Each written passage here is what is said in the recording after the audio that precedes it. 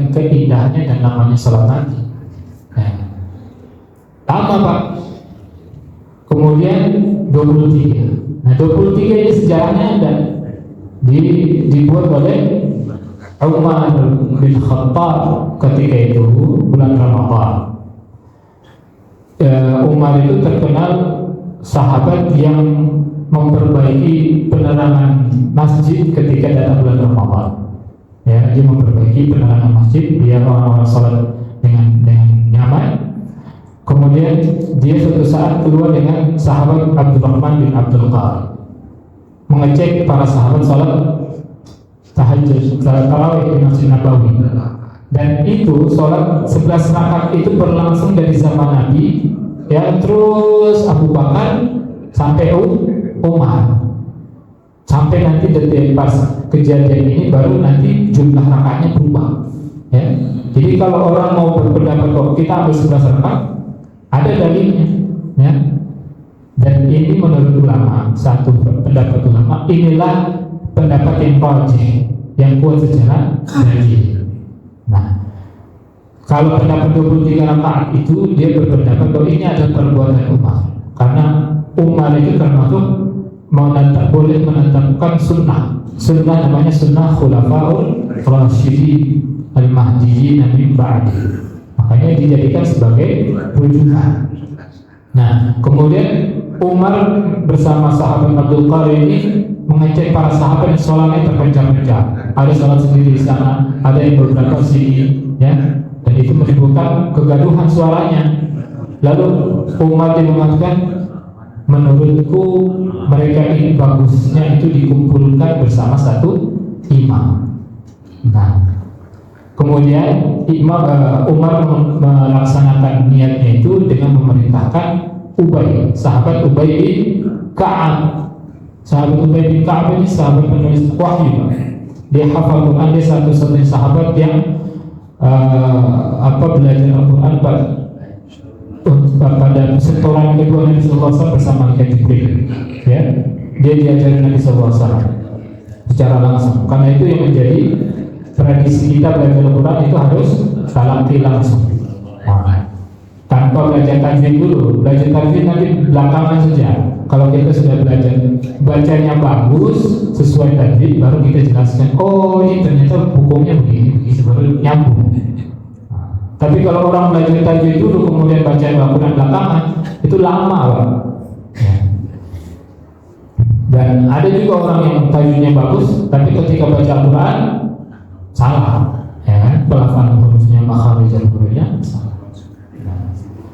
Kemudian Ubay bin Ka'ab ini ditunjuk memimpin salat tarawih, ya, salat tarawih, karena dia itu ahli Al-Quran.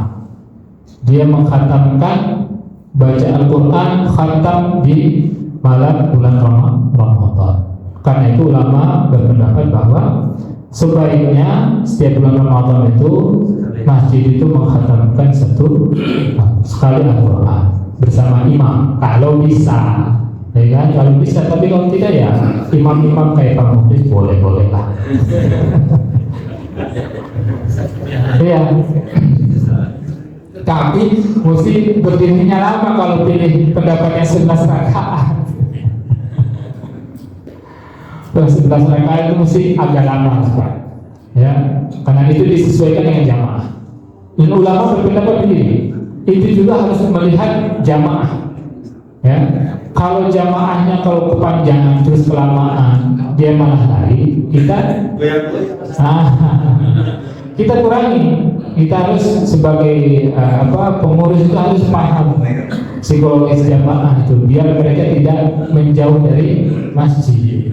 Ada pernah kasusnya sahabat siapa? Mus'ab bin Umair. Dia jadi imam Pak. Dia jadi imam, dia baca itu surat Al-Baqarah selesai. Sampai jamaah di belakang itu marah-marah. Dilaporin ke Nabi. Nabi mengatakan, "Akhirnya yang anda yang Mu'ad, engkau ingin menimbulkan fitnah di tengah umat, ya. Kalau sholat, jangan lama-lama karena di belakang kamu itu ada orang kerja, orang yang fisiknya lemah, ada orang tua, ada anak, ya. Jadi harus imam juga harus memperhatikan psikologis jamaah. Ya betul. Jadi tidak kaku, tidak kaku. Boleh jelas Pak? Iya, silakan. Saya pernah terima tausiah pada saat bulan Ramadan seperti itu. Ada yang tausiah itu mengatakan bahwa sholat tarawih itu adalah pindahan dari sholat tahajud. Bagaimana Pak? Masalahnya apa?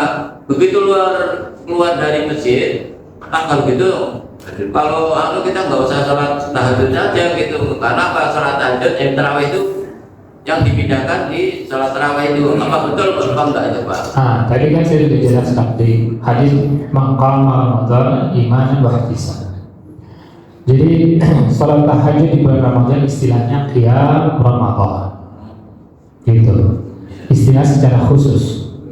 Jadi sebenarnya sholat tahajud, sholat malam, dan memang dianjurkan Pak.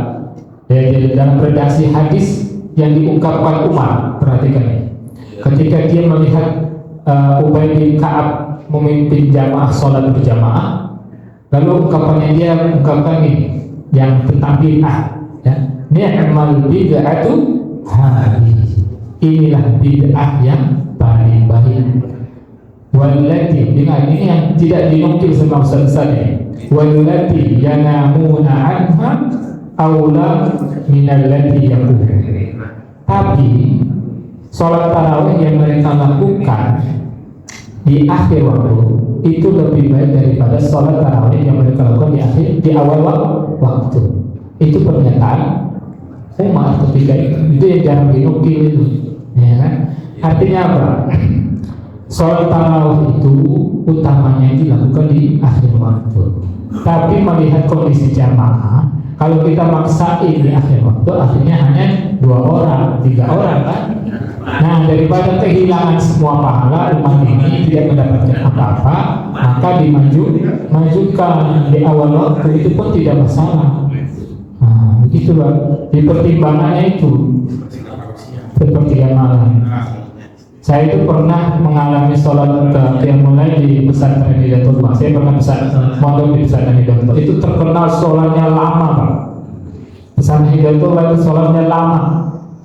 Ramadan pertama mereka jam 12 sampai jam ini. Kemudian turun lagi 2 sampai terakhir. Itu lama banget. Nah, itu jumlah rakaat yang 23. Setelah berselang beberapa lama itu jumlah rakaat ternyata bertambah Pak. Iya, sampai 41 zaman Umar bin Abdul Aziz. Sampai 41 rakaat. Itu artinya apa? Terbatas kan? Enggak terbatas. Jadi kita sholat dengan jamaah, misalnya kita ambil rakaat yang sedikit 11. Kemudian silahkan setelah itu jamaah boleh menambah sholat malam sendiri-sendiri di rumah. Begitu.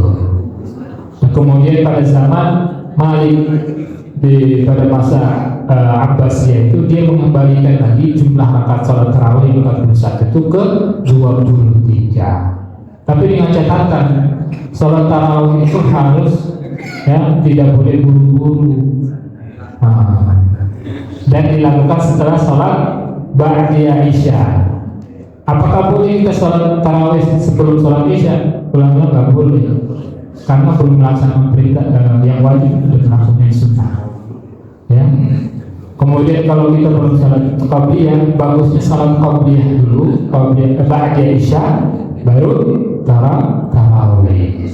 Ya, karena apa? Kedudukan sholat rawatib itu lebih utama dari tarawih. Ya, itu urutannya seperti itu. Baik. Jadi terjawab ya, Pak Kadir ya. Semuanya alhamdulillah. Jadi insya Allah kalau ada yang mengatakan salat 11 rakaat enggak ada. Ada hadis Aisyah radhiyallahu anha. Hadis Ibnu Abbas mengatakan 13 rakaat. Hadis Aisyah 11 rakaat. Ya, tapi panjang.